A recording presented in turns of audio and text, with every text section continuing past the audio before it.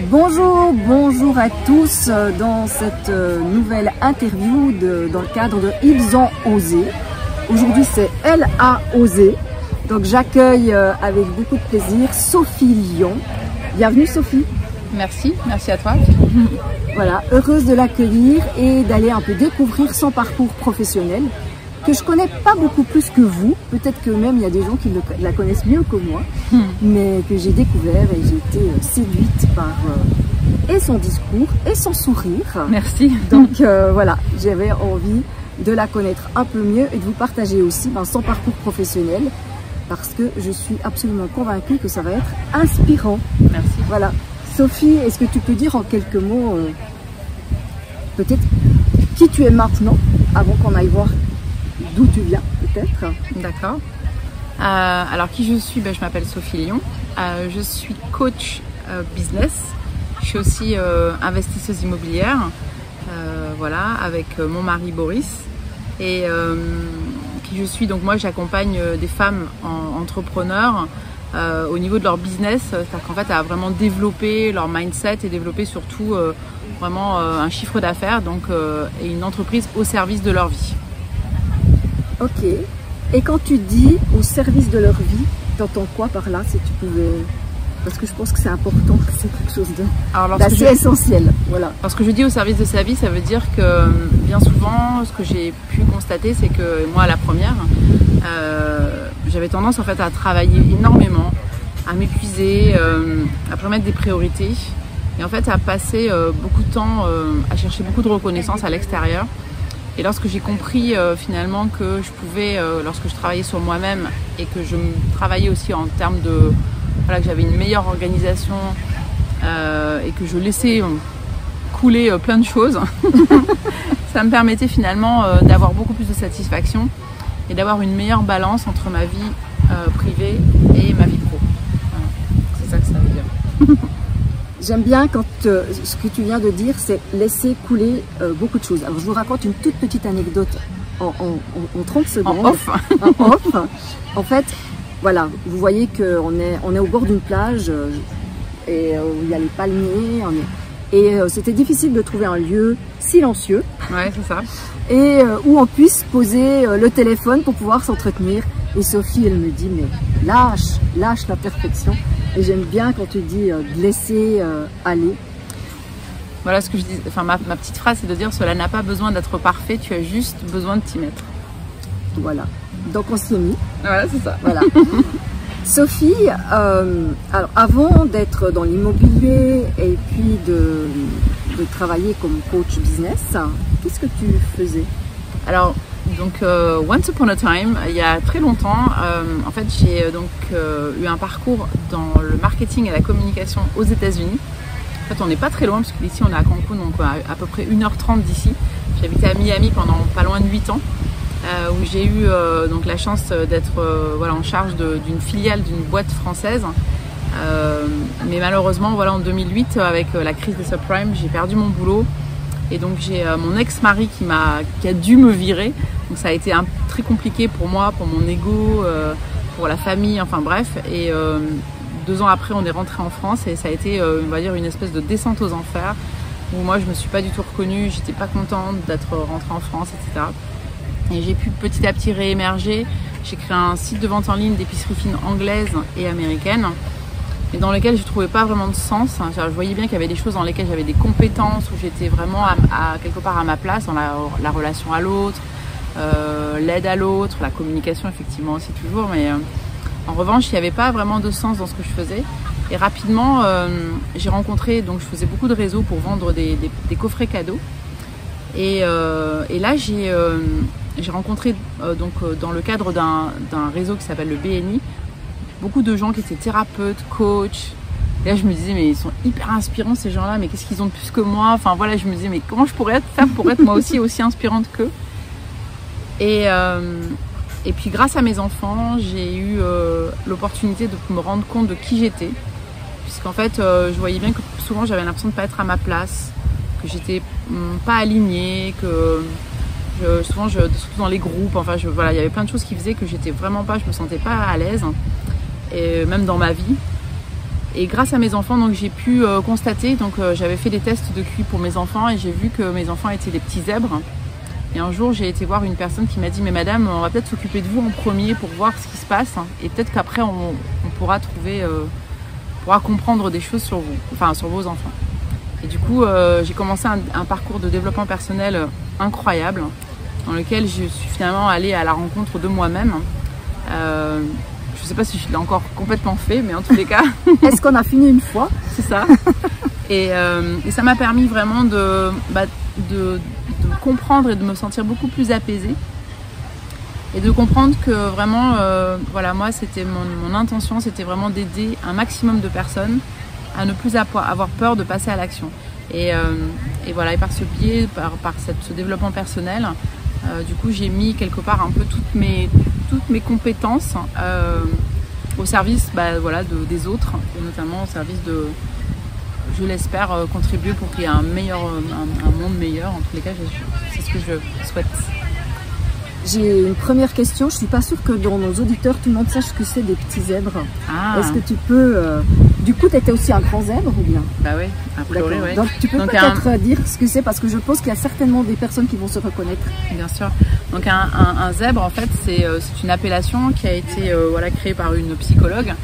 Et en fait, c'est le principe d'avoir une pensée en arborescence, d'être tout le temps, voilà, de passer d'une idée à l'autre, d'être plutôt hypersensible, avoir beaucoup d'intuition, de connexion.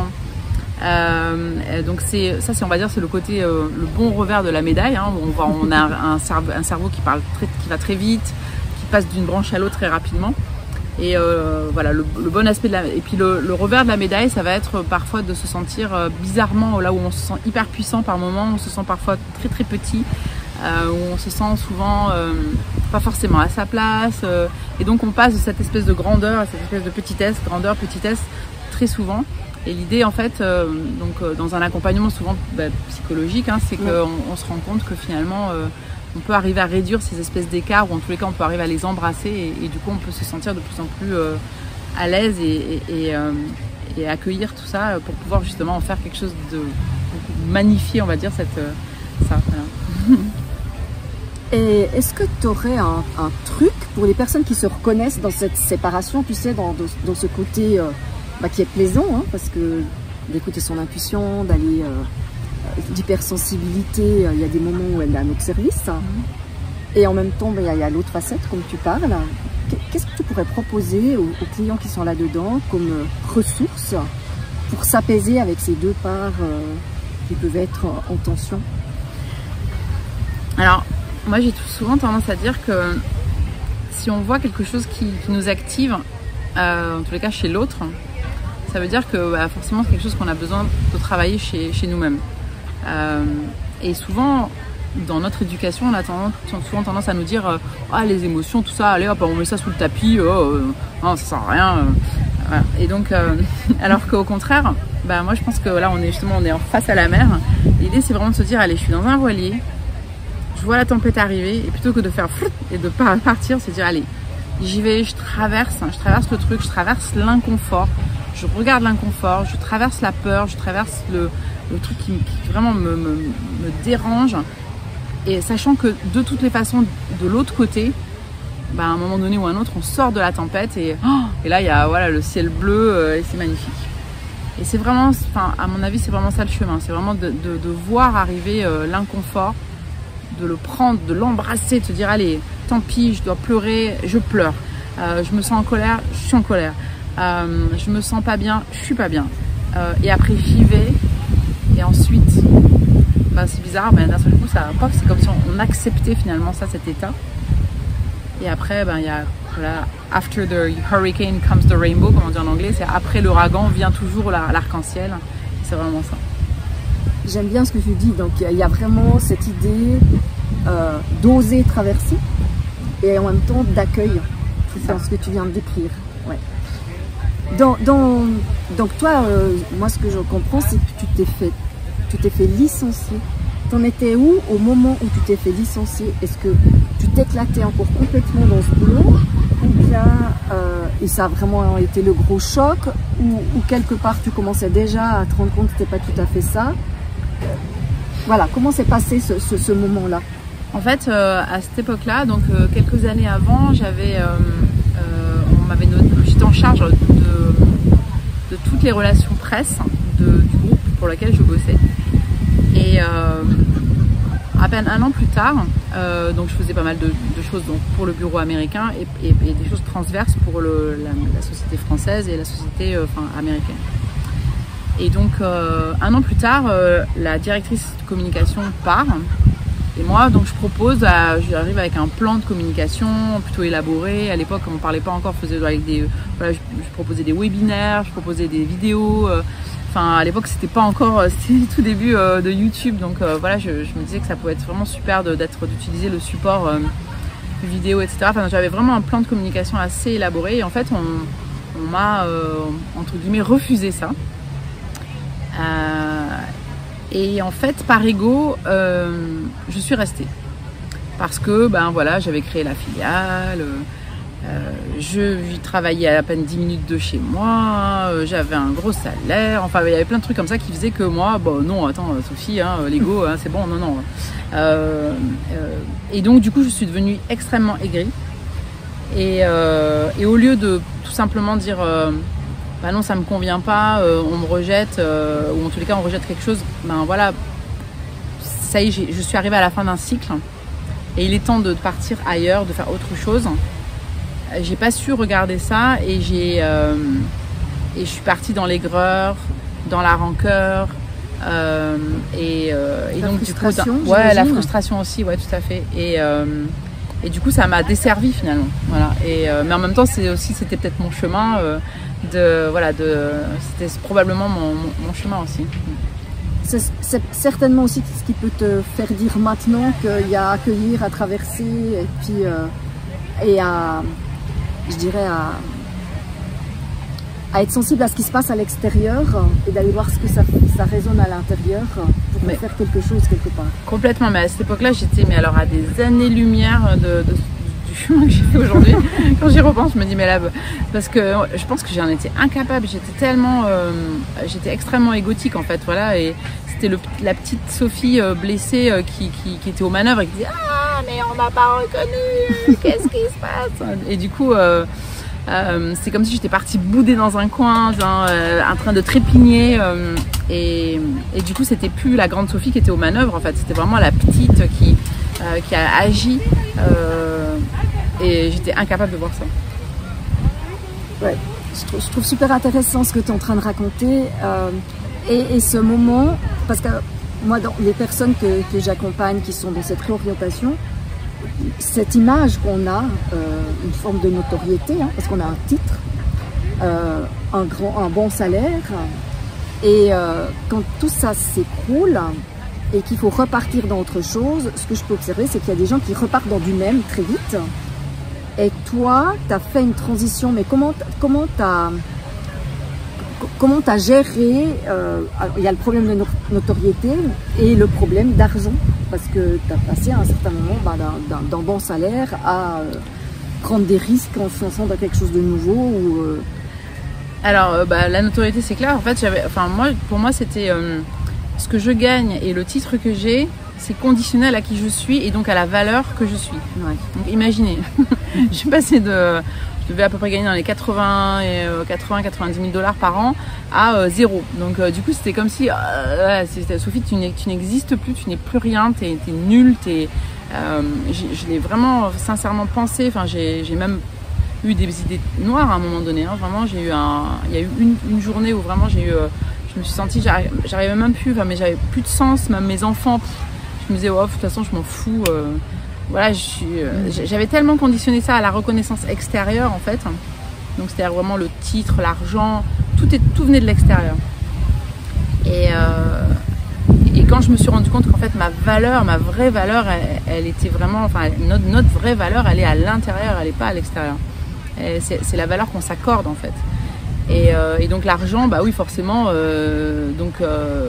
j'étais complètement tributaire du coup, je devenais tributaire de mon ex-mari, chose que j'avais toujours refusée parce que voilà, je venais d'une famille justement ou plutôt bourgeoise dans lesquelles la femme dépendait de l'homme et du coup moi je disais non, moi je veux être indépendante, je veux gagner mon salaire, enfin voilà, donc j'ai vraiment attiré à moi cette situation d'une certaine façon pour pouvoir quelque part la transformer et peut-être la magnifier, comprendre que voilà, que l'argent en fait c'était pas, bien sûr que c'est important, mais c'était pas ce qui conditionnait ma valeur. Ok. Je peux te proposer un petit exercice? Bien sûr. Ouais. Si je te demandais de me sortir quelques mots de ta vie d'avant, ça serait lesquels? Et après, je te demanderai quelques mots de ta vie de maintenant. Juste des mots, tu vois. Des mots? Ouais. Donc, je dirais, ma vie d'avant, c'était expatriation. Ma vie d'avant, c'était enfant. Ma vie d'avant, c'était... je dirais États-Unis. Et puis ma vie d'avant, c'était performance. Ok. C'est très intéressant parce que tu sais, tu nous as dit oui, c'était beaucoup l'extérieur et tu nous as parlé de beaucoup de choses d'extérieur. Tu vois, performance, États-Unis, expatriation. Ouais. Enfin, donc, et maintenant, si je te demande les mots de ta vie de maintenant. Alors maintenant, j'ai envie de dire amour. Ouais, c'est important. Amour. Aujourd'hui, ma vie d'aujourd'hui, c'est contribution. Ouais, contribution. Ma vie d'aujourd'hui, c'est leadership. Et ma vie d'aujourd'hui, c'est un dernier mot, aventure. Aventure. Est-ce que l'entrepreneuriat n'est pas finalement une aventure? Ah bah si, c'est clair. Moi j'adore dire,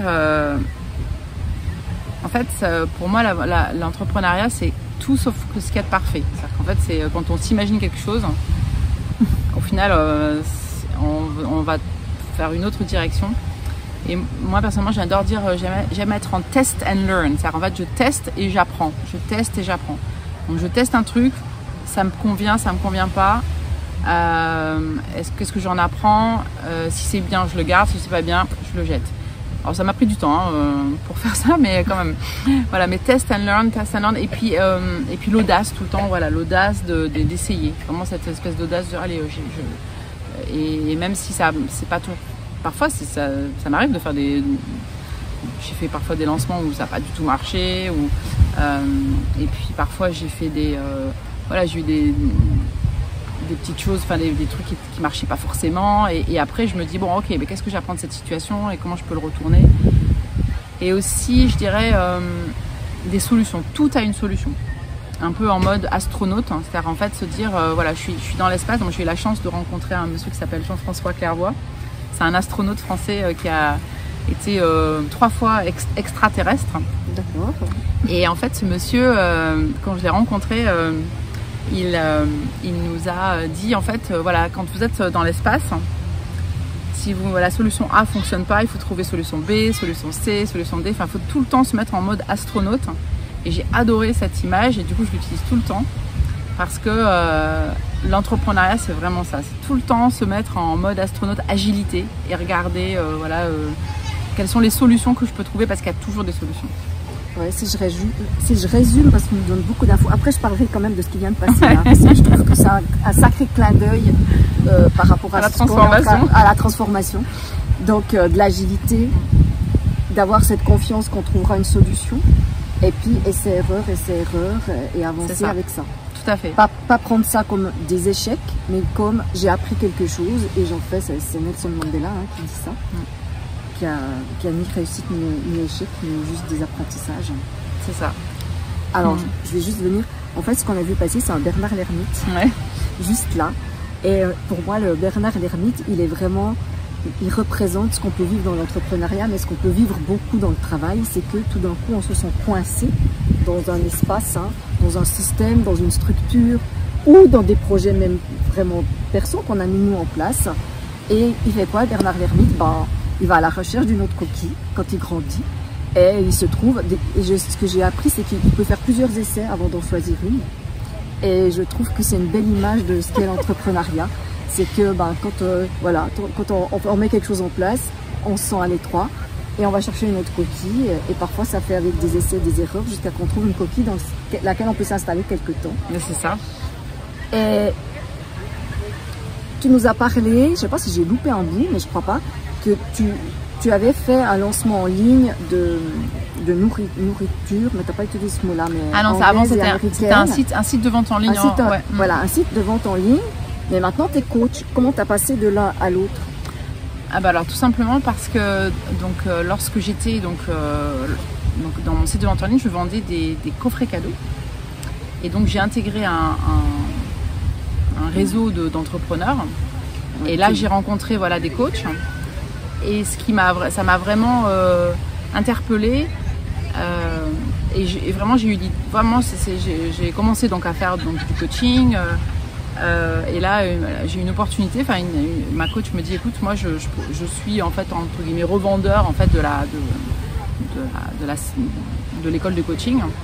Donc si tu le souhaites, tu peux le faire. En même temps, ce sera très bien pour ton développement personnel, etc. Puis en fait, je n'ai même pas réfléchi. Je dis bingo, je signe et je me suis inscrite. Donc j'ai fait l'institut de coaching de Genève, qui s'appelle donc ICI, qui a été créé par Alain Quérol, et là je viens de l'apprendre par aussi Paul Pironnet. Donc c'était chouette parce que c'est une super école. J'ai vraiment adoré. Et là, j'ai tout de suite trouvé le sens entre ce que je savais faire, le marketing, la com, le coaching. C'était comme si tout s'alignait, quoi. Voilà. Donc, okay. Ouais, j'avais entendu l'histoire des cadeaux, mais je me demandais comment tu étais arrivée à switcher. Ça veut dire que tu as laissé tomber le site en ligne? En fait, ce qui s'est passé, c'est que le site de vente en ligne, quelque part, comment te dire, alors c'était chouette parce que ça venait répondre à mes besoins de créativité. Parce qu'en permanence, j'étais tout le temps en train de créer des recettes, j'écrivais des articles de blog. J'ai vraiment été chercher tout ce qui me plaisait en fait. Voilà. Ouais. J'adorais sélectionner des produits, j'adorais recevoir du monde. Je faisais aussi pas mal de groupes de cuisine. Voilà, j'accueillais des personnes. J'ai fait venir des blogueuses. Il y avait tout cet aspect en fait communauté qui était très présent. En revanche, il n'y avait pas l'aspect quelque part transformationnel. Il n'y avait pas l'aspect, je n'avais pas encore identifié à cette époque-là, mais j'avais pas cet aspect quelque part impact. Voilà, qui était aide à l'autre. Alors moi, pour la petite histoire, moi je suis fille de médecin. Et quand j'étais petite, je me disais, non mais jamais je voudrais écouter les problèmes des autres. Et aujourd'hui, je fais ça. C'est pas mal quand on est coach. Donc du coup, c'était vraiment, voilà, forcément, aujourd'hui, en tout cas, je suis extrêmement heureuse parce que je fais un métier dans lequel je trouve qu'il y a vraiment du sens, et surtout, j'aime accompagner les femmes à vraiment gagner leur vie, parce que ça aussi je l'ai vécu, mais gagner leur vie avec du sens, gagner leur vie vraiment où elles se rendent compte finalement qu'elles peuvent être vraiment libres et indépendantes par le biais de leur métier, par le biais de ça. Et ça, pour moi, ça fait vraiment partie des choses très importantes pour moi. Et en plus, quand on est vraiment dans un monde dans lequel les femmes peuvent être libres et indépendantes, sans pour être dans une énergie féministe ou quoi que ce soit. Non, c'est vraiment une énergie de masculin-féminin alignée. Je trouve que justement, ça permet d'avoir des énergies beaucoup plus équilibrées, et je trouve que les femmes, du coup, elles sont beaucoup plus capables de s'expandre et être capables de contribuer d'une autre façon. Il y a plus cette puissance féminine qui est présente, et ça aide vraiment, ça aide le monde en fait, tout simplement, parce qu'avec plus de douceur, plus de... Il me vient une question, j'ai la sensation que ça émerge énormément maintenant chez les coachs.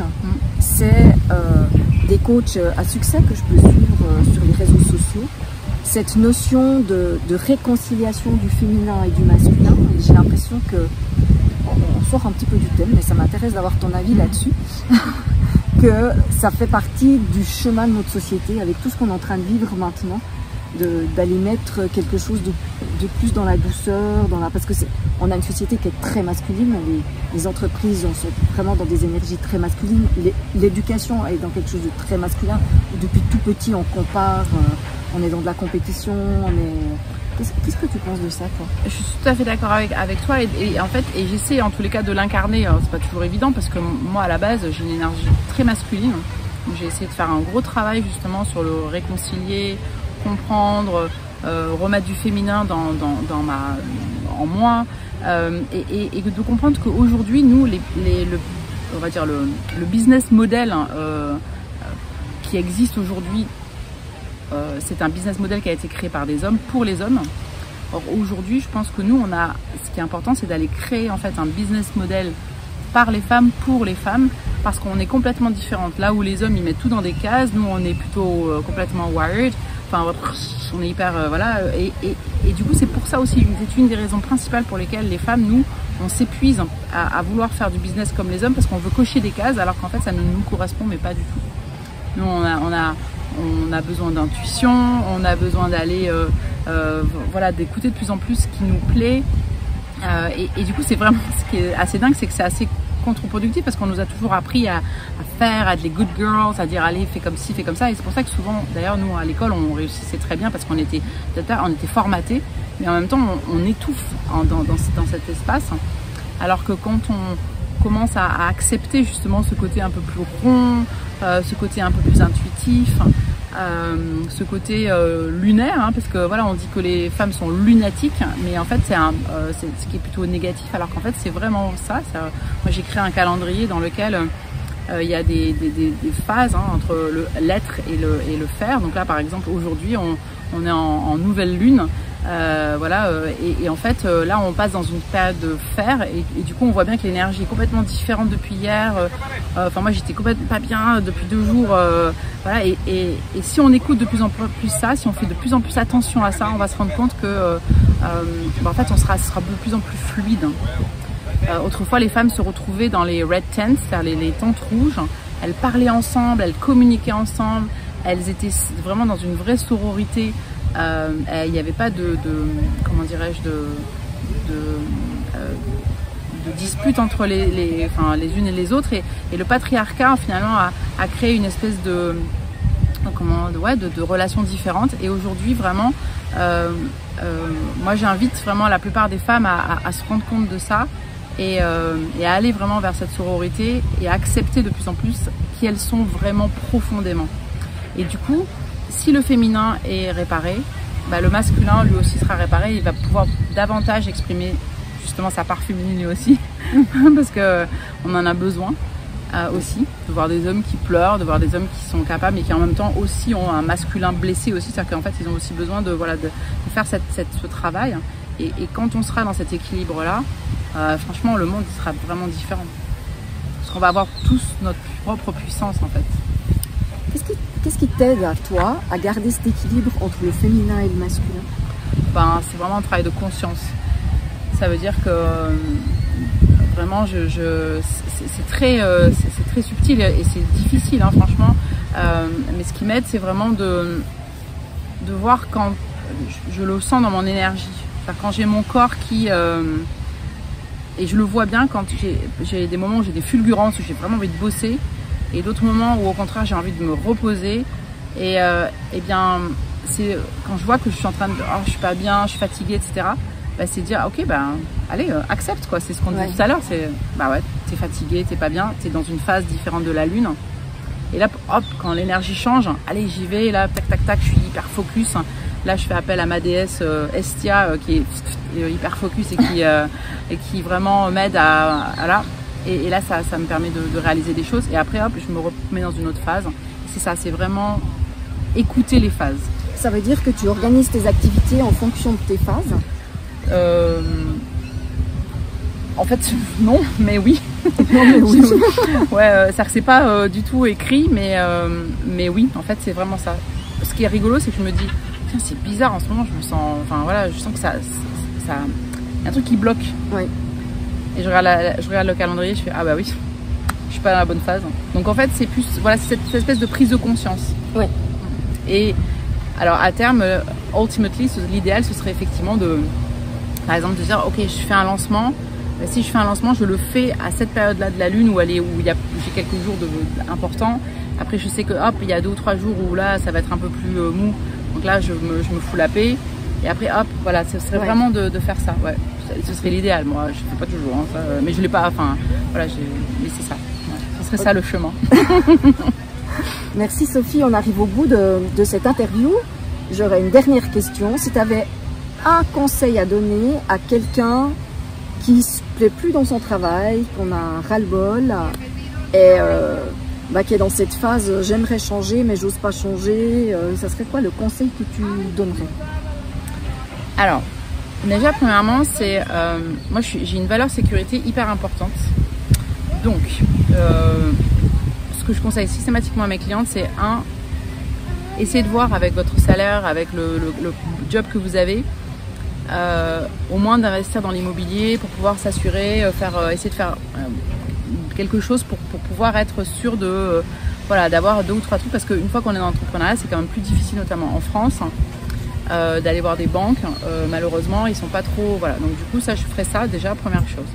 Deuxième chose, je me ferai accompagner, ça c'est clair, accompagner, entourée d'une personne comme toi par exemple, qui va venir leur faire prendre conscience de leurs forces, de leurs compétences, de tout ce qu'elles peuvent mettre à contribution de leur projet.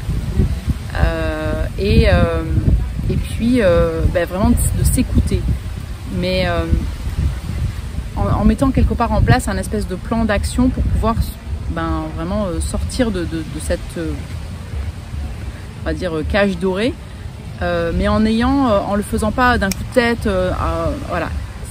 Et puis bien sûr de s'écouter et puis de communiquer, c'est-à-dire vraiment aller voir les autres et voir qu'est-ce que je peux faire déjà pour améliorer ma situation actuellement et qu'est-ce que je pourrais faire pour pouvoir justement sortir de là, mais en le faisant avec une certaine une certaine sécurité et avec un plan d'action assez comment dire, assez structuré et précis. Voilà, c'est ça. Ouais, c'est vraiment du step by step, quoi. Tout à fait. Et je pense que effectivement, le genre d'accompagnement que tu proposes, c'est parfait pour elle, ça c'est sûr. Ouais. Oui, et ce que tu as dit, c'est sécurité aussi. Ça veut dire, c'est d'avoir financièrement, c'est de ne pas partir comme ça. Il y en a qui le font et ça marche, hein. Oui, bien sûr. Donc la sécurité, elle est intérieure. C'est que si à l'intérieur, la personne, ils se sont prêtes à le faire de cette manière-là, pourquoi pas?